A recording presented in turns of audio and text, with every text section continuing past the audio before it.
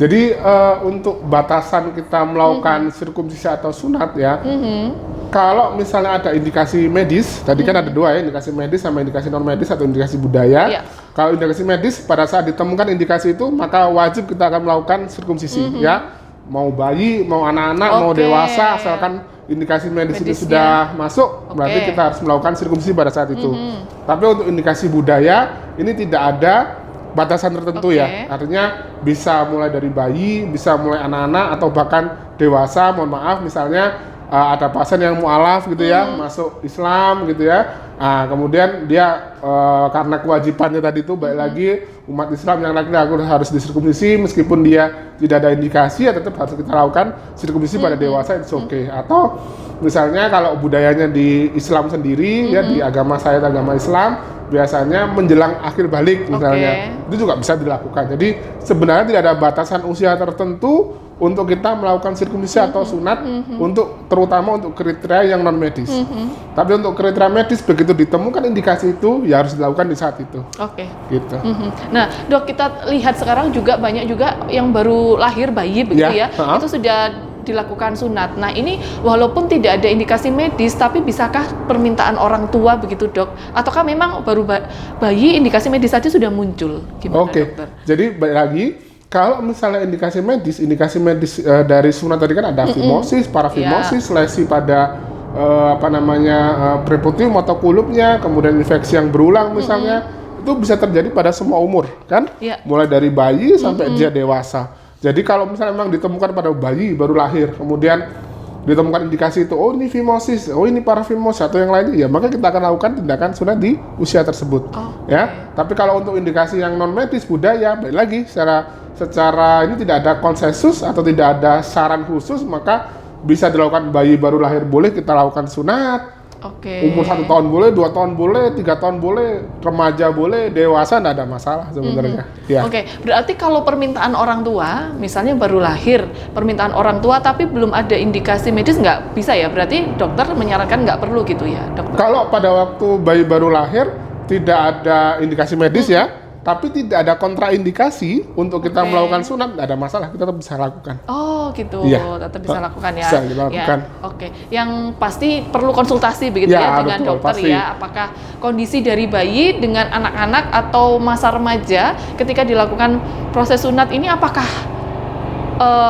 aman begitu ya, Dokter ya? Karena kalau kita lihat bayi itu kan mungkin beberapa masih ada yang belum bertumbuh. Nah, itu gimana, Dokter? Kalau jadi pada intinya pada saat kita akan memutuskan untuk melakukan sirkumsisi atau sunat pada semua pasien ya, baik itu indikasi medis maupun indikasi yang non medis, kita harus melihat ada tidaknya kontraindikasi pada pasien tersebut atau ada larangan-larangan nggak pasien itu untuk kita lakukan persunatan gitu ya. Contoh pada waktu bayi misalnya, bayi dengan keadaan yang rentan ya, bayi yang baru lahir, prematur misalnya, atau berat lahir rendah, atau ada kelainan-kelainan lain pada bayi itu ya otomatis kita tidak menyarankan sunat pada saat itu, karena fokusnya adalah dia untuk survive dulu, untuk bisa hidup dulu kan gitu ya. Kemudian pada anak-anak misalnya, atau pada remaja, atau pada orang tua ya kita harus cari ada enggak kontraindikasi untuk kita lakukan sirkumsisi gitu ya, atau sunat ya. Contohnya adalah semua kelainan, semua bentuk abnormal dari ya atau dari pria itu, kalau misalnya ada kelainan apapun, sedikit apapun, maka harus segera dikonsultasikan ke ahli urologi untuk sebelum kita melakukan tindakan sirkumsisi itu. Jadi pada dasarnya tidak ada batasan usia, cuman untuk misalnya bayi baru lahir atau kondisi yang lainnya itu tetap harus dikonsulkan untuk memastikan tidak ada kontraindikasi atau larangan-larangan yang buat dia tidak bisa kita sunat. Intinya seperti itu. Ya, berarti memang kembali juga ke orang tua, kembali juga ke kondisi anak atau bayi itu juga ya, Dokter ya. Ketika memang orang tua ini mau memutuskan untuk sunat bayi saja lahir atau nanti waktu menuju remaja gitu ya, sahabat sehat ya. Nah, Dokter, terkait dengan penyakit-penyakit tertentu, Dok, apakah ketika seseorang ini tidak disunat, adakah penyakit-penyakit yang memang akan terjadi gara-gara tidak disunat, penyakit bawaan seperti apa, Dok? Jadi kalau penyakit bawaan karena tidak disunat jelas tidak ada ya. Cuman balik lagi ada dua tadi kan, indikasi medis dan indikasi non medis. Kalau indikasi medis tadi contohnya fimosis ya. Jadi kalau misalnya dia fimosis kulitnya tidak bisa diretraksi ke belakang, dia akan menyempitkan saluran kencingnya. Kalau dia tidak dilakukan tindakan, maka yang paling sering akan terjadi gangguan kencing, ya. Mulai dari infeksi saluran kemih berulang, ya. Infeksinya kalau parah bisa sampai membahayakan nyawa, ya. Kemudian bisa juga retensi urin atau tidak bisa berkemih sama sekali, ya. Jadi buntu salurannya, ya.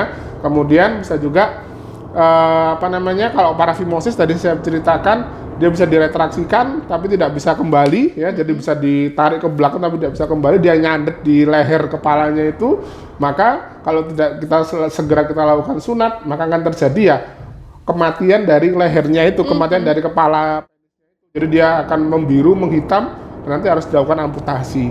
Jadi kalau dia harus ada indikasi medis, ya harus segera dilakukan, ya. Tapi kalau tidak segera dilakukan pada saat indikasi medis itu ditemukan, maka efek sampingnya ya dari efek samping medis tadi itu, ya.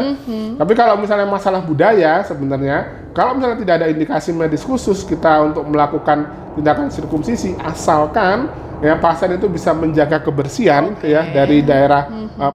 Tahu lah di negara-negara yang dominan non-muslim, misalnya contohnya di negara barat atau negara Asia Tengah atau Asia Timur, rata-rata memang dia tidak sunat. Tapi ya dia bisa menjaga kebersihannya itu, ya, kebersihan di daerah itu ya sebenarnya tidak ada masalah apa-apa sebenarnya. Cuman dengan sunat itu yang pertama bisa kita mengurangi resiko terjadinya infeksi yang berulang, ya. Karena dengan sunat kita akan menghilangkan kulit yang ada di kepala dari, sehingga cairan-cairan sisa kencing itu, ya, itu tidak bisa mengendap di sana. Karena kalau ada cairan sisa kencing mengendap di sana, itu otomatis ya resiko infeksi akan meningkat. Kemudian resiko kanker, ya, jadi tumor ganas pada itu juga berkurang dengan adanya sirkumsisi atau sunat. Kemudian resiko terjadinya infeksi HPV, yaitu prekursor dari terjadinya HIV, ya, yang saat ini lagi tren, itu juga berkurang dengan sunat. Jadi ada manfaat medis sebenarnya, meskipun itu tidak ada indikasi sunat. Iya, betul. Gitu. Ya,